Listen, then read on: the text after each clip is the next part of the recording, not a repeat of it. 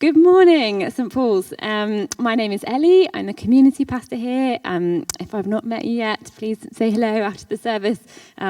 It's very strange. I started back in March, and it's quite funny, sort of 4 or 5 months on, still meeting people for the first time without a mask and going, that's what you look like. That's so always beautiful, always lovely, obviously. We are in a new summer sermon series. Not very easy to say, at St. Paul's. And if you're joining us for the first time today, or you missed last week's introduction to Ecclesiastes that Adam gave, then this morning's reading may leave you feeling less than optimistic about the next 15 to 20 minutes. Don't worry, it's going to be okay. This morning's passage is really an extension of the big idea that Adam shared with us last week, which runs all the way through Ecclesiastes. Can anyone remember what it was? Can you remember what it was?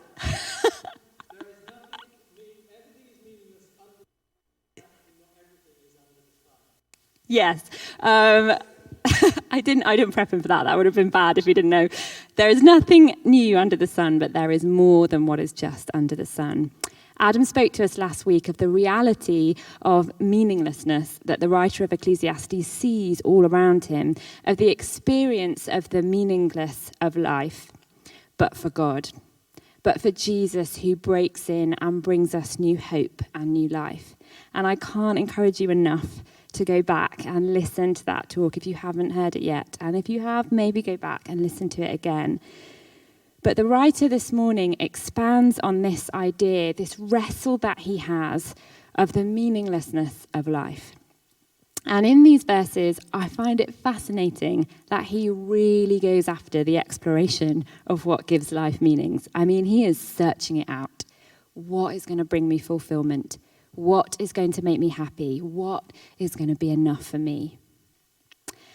I don't know if you can remember back to the beginning of lockdown. It feels like about 10 years ago, but so much has happened. But in those first few weeks, back in March and April in 2020, social media feeds were flooded with various exhortations of how this might be a time that could be used for good.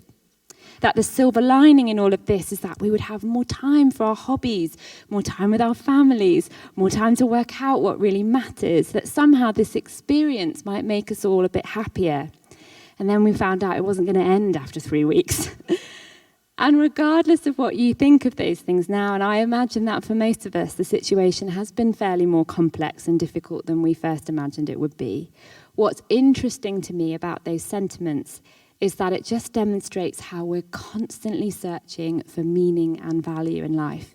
We're constantly searching for happiness. What is it in this situation that will give me meaning and make me happy? How can I make this fulfilling?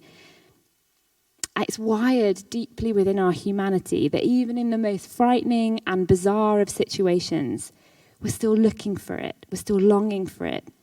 In fact, often it's in our suffering that we seek meaning more than ever. It's how we've been made to feel fulfilled, for our lives to have meaning. That longing is not wrong. And the author of Ecclesiastes shows us the main ways that we often go about it this morning. I love how honest he is about it. No pious showboating from him. He just tries it out. I mean, he just really goes for it, doesn't he? I mean, actually, it's quite exhausting just reading about it. He is definitely a type A personality. But I want to read for you 10 short phrases between verse 3 and verse 10 that basically sum up the way in which he goes about this pursuit of happiness and meaning. And I want you to think as I read them, the commonality between all of them. I'm going to start at verse 3 and go down to verse 10. Here we go. I tried cheering myself. I built houses for myself. I made, I bought, I also owned. I amassed silver and gold for myself. I acquired. I became. I denied myself nothing. In the variety of ways that the writer goes after happiness and meaning, they all ultimately come back to him. And his assessment of these experiences is that it's chasing after wind. It's a tank that can never be filled. It's a story that never satisfies. From the very beginning of our lives, we are always moving towards independence. And in the most part, that can be a good thing. We want our children to learn to feed and dress and take care of themselves. I love the moment, and it's normally around 2.5, 3 years old, when children decide that they want to dress themselves. That is funny, watching your friends who are parents have to give way to their children who go, I want to do it for myself. And at a church that I was at previously, there was a little boy who for a long time came to church dressed as Superman. Can I just say, if you have children who want to do that, please let them. It's a great joy for the rest of us. You do eventually grow up and you can't do that anymore, I'm afraid. But we need to develop degrees of self-sufficiency. It gives us dignity to make our own decisions, to achieve things for ourselves, to develop a sense of independence. Whatever our abilities or context, there's always a degree to which independence of some kind is important. And yet, there is a kind of independence and self-satisfaction that's expressed in our passage this morning that damages us. And it damages other people. And it stops us from living a fully joyful, meaningful life. In fact, it could be argued that it doesn't mean anything. You and I are made in the image of God. Genesis tells us that we were made in the image of God, man and woman, but we were made out of the communion and the love of the Trinity, Father, Son, and Spirit. And what that means is that we were breathed life into us by a God who exists himself within a loving community, constantly giving way to one another. So for us as human beings to be made to live in that way, to be made in the image of a triune God, a God of community, means that we are made to live in that way, in community with the one who made us and with one another, constantly looking out, constantly looking how we give way to one another. We are not meant to exist independently from him or from one another. The writer Anne Voskamp has a beautiful phrase. She says, you were made out of the happiness of heaven. What that means is that he wanted you to exist. You were created out of his love for his love. That's what you were made for. And yet we spend most of our lives trying to make ourselves happy, pursuing things, dreams, ideas, and people that we think will bring us a sense of meaning and of peace. Everything that the author of Ecclesiastes seeks out is about the inflation of the self. It all points inwards. And actually what's interesting is that even the people that he has, what we might call community, the people that he engages with, which in the passage is concubines, which is basically prostitutes and slaves, that is not about communion with other people. That's about the exploitation of people for his own satisfaction. And we can raise our eyebrows at that.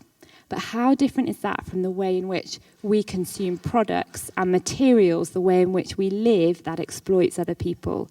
I felt so challenged by this passage in the last few days about my need for instant gratification, whether that's to be able to have something instantly delivered or a cheap product that means I don't have to wait for it. That means somewhere down the line, it comes at the expense of someone else's happiness and someone else's fulfillment.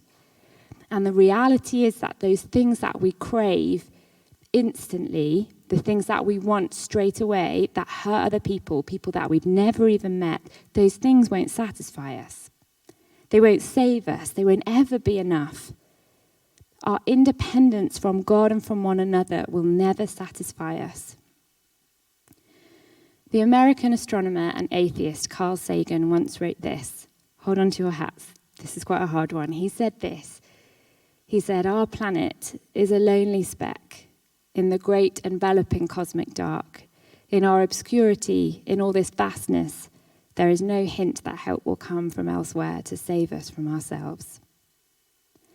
That is the deep lie and the root of the fear that drives us into the arms of self-indulgence and self-satisfaction. The belief that we're alone, that no one's coming to save us. It's the doubt that is surrounding the writer of Ecclesiastes in these verses. How do I make myself happy? How do I make sure I matter? How do I save myself? It's the question that haunts him, that his wisdom tells him there must be an answer to. And it is wisdom to ask this question because it's real. Our aching isn't wrong. Our searching isn't weakness. Our longing isn't false. That's why we long for it. But when we read this passage and its revelation in light of the gospel, what we find is that safety, wholeness, and home is found not at the center of our own story, but at the center of God's story. You see, the God of the universe didn't need you. He existed in perfect community and communion with himself. But he wanted you. He wanted to love you and for you to know his love. He wanted you to be part of his story. And we said no. We said we want to do it our own way. We can do it ourselves. We want our own story. And for that story to be the best and to have meaning, we don't need you. We want to be in charge. We want to be in control. We want our story told our way. We want to do it for ourselves. And he could have turned away. He could have let us go. He could have left us to our attempts to save ourselves and make ourselves happy with all the mess that leaves in our wake. But instead, the King of the universe looks at his creation who have rejected him to seek out their own pleasure. And he says, the greatest thing that could give him pleasure is to give everything up for you. Is to die for you. Is to make a home for you so that you can know him and experience his glory and righteousness and peace forever. All the things that will ever mean anything, that will last forever, get to be yours because he made his life all about you. All the things that will ever mean anything, that will last forever, get to be yours because he made his life all about you. The psalmist says that you are the apple of his eye. You're the one he sees. You're the one he thinks about. You're the one that he's with and for. That's what you mean. That's why your life matters.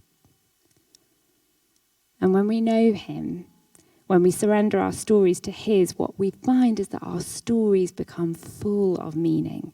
They become satisfied. They become eternal. And they become about others because Jesus' stories always point away from ourselves and towards his kingdom. They're not about us. And it turns out that will actually make us the happiest of all. Francis Chan, in his book, Crazy Love, he says this. He says, God's definition of what matters is pretty straightforward. He measures our lives by how we love. One of my heroes in life is a woman that you will never have heard of. About 30 to 40 years ago, she was a young social worker, just qualified up in the north, and she noticed that the church that she was in, there were young men turning up who were homeless, and what she realised was that actually they'd been children that she had cared for in a children's home, and they were hitting 16, getting chucked out, and becoming homeless, and turning up at the church needing help. And she went to her pastor, it was a Baptist church, and she said to him, we have to do something about this. And I used to love hearing him tell this story. He said to her, well, I don't really know. I don't think we can do anything. What can we do? How can we fix this? How can we help? And he said that she stood there, this young 21-year-old, and she looked him straight in the eye. And I like to imagine that she had her hands on her hips at the time. And she looked him in the eye and she said, well, if you won't, I will. He left that conversation convicted. And together they founded a charity working on the outskirts of Leeds that over the last 30 years have cared for, loved and shared Jesus with hundreds of homeless and vulnerable adults. And my hero never got married or had children of her own. She never won awards or owned her own home. She's lived her whole life at the centre where they care for some of the most vulnerable people in our society. And I guess in many ways she's lived a life that the world would call a life of obscurity. But to hundreds of broken, rejected, and cast aside people, she is known as Auntie Esther. And to me, she is the woman who founded the charity that I interned at before I ever really even knew Jesus, and it changed the trajectory of my life. She is a woman whose eyes are fixed beyond the horizon of everything that she can see under the sun.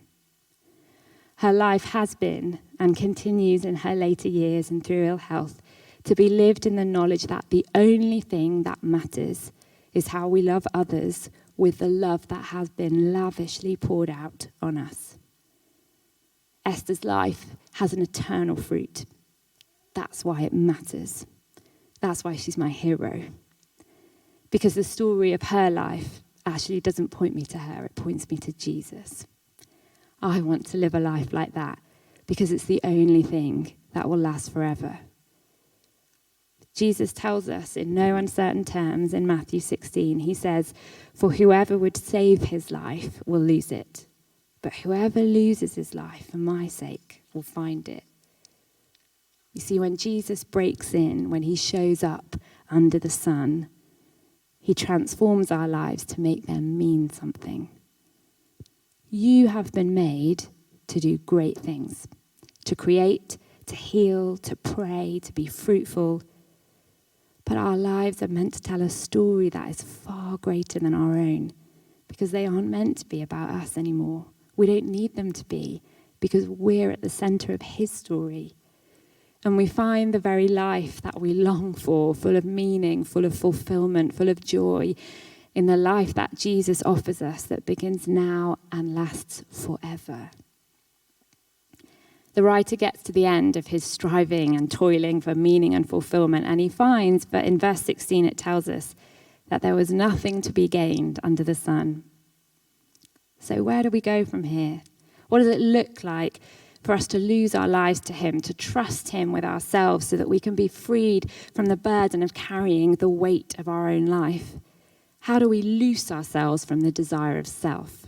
Well, I think it starts with this. The love that we long for, the way, the truth, the life that we want, full of meaning and fulfillment. He's a person.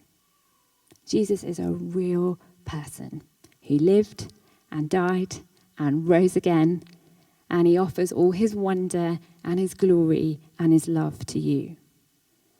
You will never get over it. You don't ever have to get over it. He can be new to us every single day. That's amazing. It's not old love. It won't wear out. It won't perish. It won't fade. And it begins right now. It's ours to share and plant right here on Kingston Hill and wherever we find ourselves tomorrow. And it will last forever. And I want to challenge you this morning. This was really on my heart last night, that some of us have been following Jesus for a long time. And I wonder if slightly you might be thinking, oh, I know this. I know Jesus. But I wonder if maybe he's got a bit more wonder for you. He doesn't ever want us to get over him or to get over this, to not be knocked sideways by his love. He doesn't ever want us to think that there's anything else but him that will satisfy, because there isn't. He's a person and he's real. And I think the invitation this morning, as we learn from the exploration and the wisdom of the author of Ecclesiastes, is that we don't have to waste our time searching for meaning, because Jesus has come and he offers himself, his story and his love to us today, that we might live an eternal story that frees us from ourselves and means we finally find our home and our rest in him. Amen.